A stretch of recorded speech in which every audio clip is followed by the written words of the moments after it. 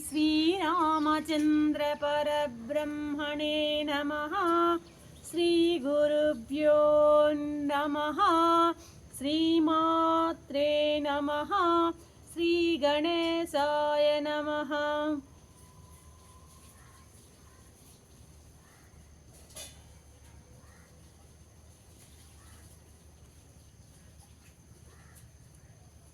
ప్రియ ఆత్మబంధువులారా, యోగ వాసిష్టం ఉత్పత్తి ప్రకరణము 105వ భాగం.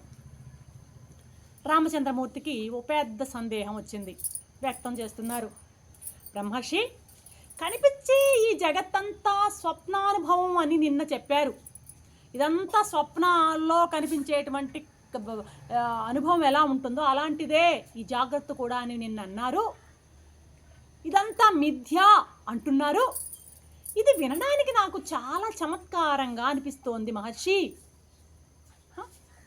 ఇది కనిపించే జగత్తంతా కూడాను స్వప్నమే అయిన పక్షంలో జీవుడికి అనాది కాలం నుంచి ఎప్పటి నుంచో ఈ జగత్తు విషయంలో, ఈ దృశ్య విషయాల్లో ఇంత విశ్వాసం, ప్రగాఢమైనటువంటి ఈ విశ్వాసం ఎలా ఏర్పడిందంటారు? అంతేకాకుండా దృశ్యం ఉంటే ద్రష్ట ఉంటాడు. ద్రష్ట ఉన్నంత వరకు దృశ్యం ఉంటుంది. దృశ్యము ద్రష్ట, ద్రష్ట ఉన్నంతసేపు దృశ్యం ఉంటుంది. దృశ్యం ఉన్నంతసేపు ద్రష్ట ఉంటాడు. ఈ రెండిలో ఒక్కటి ఉంటే రెండోది కూడా ఉన్నట్టే. రెండిట్లో ఏ ఒకటి ఉన్నా రెండోది ఉన్నట్టే. ఈ రెండిట్లో ఏ ఒక్కటి నశించినా రెండోది నశించినట్టే అవుతుంది. నా ఉద్దేశం ప్రకారం దృశ్యం సంపూర్ణంగా నశించనంత వరకు ఆ దృశ్యము ద్రష్టకు కనిపిస్తూనే ఉంటుంది. ఏమంటారు? ఈ దృశ్యం మా దృష్టిలో ఉన్నంత వరకు మాకు జ్ఞానం అనేది లభించనట్లే. దృశ్యం ఎంతవరకు అయితే ఉంటుందో అంతవరకు జ్ఞానం అనేది జీవుడికి లభించడం అన్నది అది ఒక మృగతృష్ణే. కాబట్టి మొట్టమొదట దృశ్యజ్ఞానం ఇంకా కూడాను మనం అనుకోవచ్చు, ఒకప్పుడు దృశ్యజ్ఞానం ఉండి ఆ మధ్యలో ఆ దృశ్యజ్ఞానం పోయినా సరే మధ్యలో నశించిన బంధం మాత్రం, అనర్ధహేతువైనటువంటి బంధం మాత్రం తొలుగుతుంది, నశించే అవకాశం ఉంది అని చెప్పలేము. ఒకప్పుడు దృశ్యం ఉండి ఆ దృశ్యం మధ్యలో పోయినా బంధం మాత్రం పోదు. కాబట్టి గాఢ నిద్ర సమయంలో ఎలా ఉంటుంది? గాఢ నిద్ర సమయంలో దృశ్యం అనేదే ఉండదు కదా, ఏమీ ఉండదు. హాయిగా నిద్రపోయేటువంటి ఆ గాఢ నిద్రలో దృశ్యం అనేదే ఉండదన్నమాట. కాబట్టి ఆ సమయంలో జీవుడు ఏమవుతున్నాడు? దృశ్యరహితుడు అవుతున్నాడు. ఆడి మనస్సు అంతా కూడాను ఆత్మలో లయమైపోయి పరమాత్మతో ఏకమై ఉన్నాడు. పరమాత్మే అయి ఉన్నాడు గాఢ నిద్రలో. బాగానే ఉంది కదా, దృశ్యం లేదు కదా, అప్పుడు లేదు, హాయిగా ఉన్నాడు. దృశ్యం ఏది అతన్ని ఇబ్బంది పెట్టలా. ఉదయం లేచాడు, నిద్రలేస్తానే మళ్ళా నేనున్నానంటూ దృశ్యం వచ్చి పడుతోంది. ఈ నామ రూప క్రియాత్మకమైనటువంటి ప్రపంచము, వాసనలు, వృత్తులు అన్నీ వచ్చి మీద పడుతున్నాయి దయ్యాల్లాగా. కాబట్టి అప్పుడు లేకపోవచ్చు నిద్రలో, జాగ్రత్తలో మళ్ళీ వచ్చేసింది. దీన్ని బట్టి దృశ్య బుద్ధి ఉన్నంత వరకు బంధం తొలగదు. అంతేనా మహర్షి? ఇంకొక విషయం ఏంటంటే, ఇప్పుడు ఒక అద్దాన్ని తీసుకొచ్చి ఎక్కడ పెట్టినా ఆ అద్దం దాని ముందున్నటువంటి దేని ముందైతే ఉంటుందో ఆ యొక్క ప్రతిబింబాన్ని అది ప్రతిఫలిస్తూనే ఉంటుంది అద్దం ఎక్కడ పెట్టినా. అలాగే చిత్ అనేటువంటి అద్దం లోపల ఉంది కదా, మన చిత్ అనేటువంటి దర్పణం, దర్పణం ఉందే, ఈ దర్పణం ఎక్కడ ఏ స్థితిలో ఉన్నా అక్కడ దాని యొక్క ప్రతిబింబాన్ని ప్రతిఫలిస్తూనే ఉంటుంది, దృశ్యాన్ని ప్రతిఫలిస్తూ ఉంటుంది. కాబట్టి మహర్షి, నేను మీకు విన్నవించేది ఏంటంటే, దృశ్యరాహిత్యం అనేటువంటి నిష్కల్మషమైనటువంటి మన స్థితి ప్రాప్తించనంత వరకు ఎంత కాలమైతే ఆ దృశ్యం నశించదో అంతవరకు ముక్తిని మనం ఆకాంక్షించడం తగదు. ముక్తి అనేది అసంభవము. దృశ్యం నశిస్తే కానీ ముక్తి కలగదు సాధకునికి అని నాకు అర్థమవుతుంది. కాబట్టి ఆత్మవిద్వరా అంటున్నాడు మహర్షిని. ఆత్మవిద్వరా, ముక్తికి మోక్షానికి ప్రతిబంధకమైనటువంటి దృశ్య జ్ఞానము తొలగే విధానం ఏంటో, ఈ దృశ్యాన్ని తొలగించుకునేటువంటి విధానం ఏంటో నాకు తగిన యుక్తులతో బోధించవయ్యా. తగినటువంటి యుక్తాలతో నాకు ఈ దృశ్యాన్ని తొలగించేటువంటి ఆ యొక్క విధానాన్ని నువ్వు మీ దగ్గర నుంచి నేను వినాలనుకుంటున్నాను అంటున్నాడు రామచంద్రమూర్తి.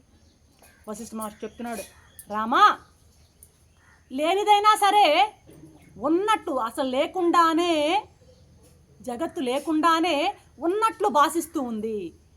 కాబట్టి లేనిదైనా సరే ఉన్నట్లు భాషించేటువంటి ఈ జగత్ స్వరూపాన్ని యుక్తి పరంగా బోధించమన్నావు కదా, ఒక కథ రూపంలో నీకు వివరిస్తాను.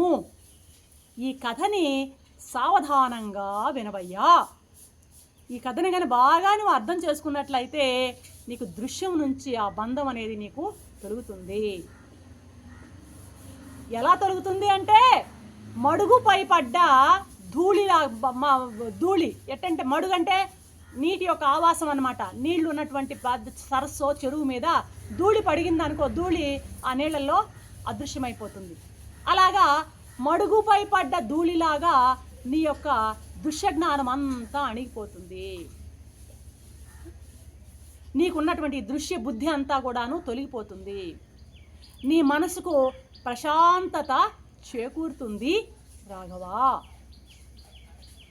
అయ్యా, ఉన్నది ఒకే ఆత్మ, అందులో ఎటువంటి వికల్పాలు లేవు.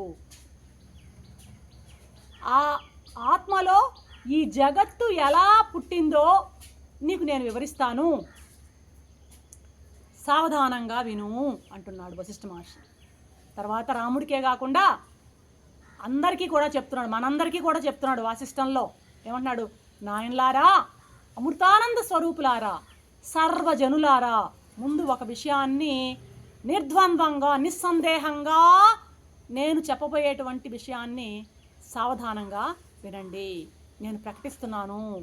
ఏంటా ప్రకటన అయ్యా అంటే, ఆత్మ నుండే సమస్త స్థావర జంగమాత్మకమైనటువంటి జగత్ అంతా కూడాను ఆత్మే జగత్తుగా విజృంభించి కనిపిస్తుంది. ఆత్మే, పరమాత్మే జగత్తుగా కనిపిస్తుంది. ఈ కనిపించేటువంటి సమస్తము కూడాను ఆత్మే, ఆత్మస్వరూపం. అది నీలో ఉన్నటువంటి ఆత్మస్వరూపమే ఈ విశాలమైనటువంటి నామరూప క్రియాత్మకమైన ప్రపంచంలాగా నీకు కనిపిస్తుంది.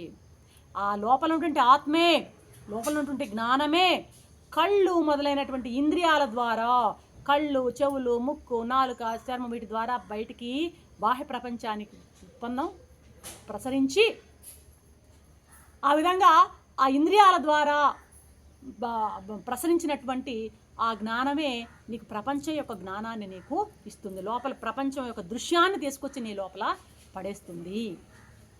కన్నుంటేనే నేను దాన్ని చూస్తున్నాను, చెవి ఉంటేనే వింటున్నాను. సరే, ఇంద్రియాల ద్వారానే అంటున్నావే. ఇంద్రియాలు ఇప్పుడు కన్ను, ఉదాహరణకి నా కన్ను చూడడం లేదు, నా వంటగది యొక్క రూపం నాకు మనసుకు గోచరిస్తుంది కదా, మనసుకు కూడా కనపడుతుంది కదా అంటావేమో. ఇంద్రియాలే కాదు, ఆ మనస్సుని 11వ ఇంద్రియం అని చెప్తాం, అది కూడా ఇంద్రియమే. కేవలం మన జ్ఞానాన్ని ఇంద్రియాల ద్వారానే కాదు, మనసు ద్వారా కూడా గ్రహిస్తాం, కొన్ని అనుమాన ప్రమాణాల ద్వారా గ్రహిస్తాం అన్నమాట. కాబట్టి అంతరింద్రియమైనటువంటి మనసు ద్వారా గ్రహించేటువంటి నామాలు, బహిరింద్రియాల ద్వారా కనిపించేటువంటి థింగ్స్, రూపాలు. అంతరింద్రియం ద్వారా గ్రహించేదాన్ని నామం అంటున్నాం, బహిరింద్రియాల ద్వారా ఈ పంచ జ్ఞానేంద్రియాల ద్వారా గ్రహించేదాన్ని థింగ్, రూపము అంటున్నాం. ఈ నామ రూపాలన్నీ కూడాను ఎక్కడి నుంచి వస్తున్నాయంటే నీ జ్ఞానం నుంచే వస్తున్నాయి. ఇలా వచ్చినటువంటి మనస్సు, ఇంద్రియాల నుంచి వచ్చినటువంటి మనసు మళ్ళీ ఒకనొకప్పుడు తనలో తానే లోపలికి లీనమైపోతుంది. అప్పుడు అది వృత్తిరహితము, సంకల్పరహితము, ఆలోచనారహితం అయిపోతుంది. ఆత్మతో ఏకమైపోతుంది. ఆత్మ ఏకత్వాన్ని పొందుతుంది గాఢ నిద్రలో ఈ మనసంతా పోయి ఆత్మలో చేరిపోతుంది. ఆలోచనలు ఉండవు, వృత్తులు ఉండవు, సంకల్పాలు ఉండవు. ఆత్మలో అలాగ లయమైపోతుంది. అది ఆత్మ ఏకత్వం, ఆత్మతో ఏకత్వం.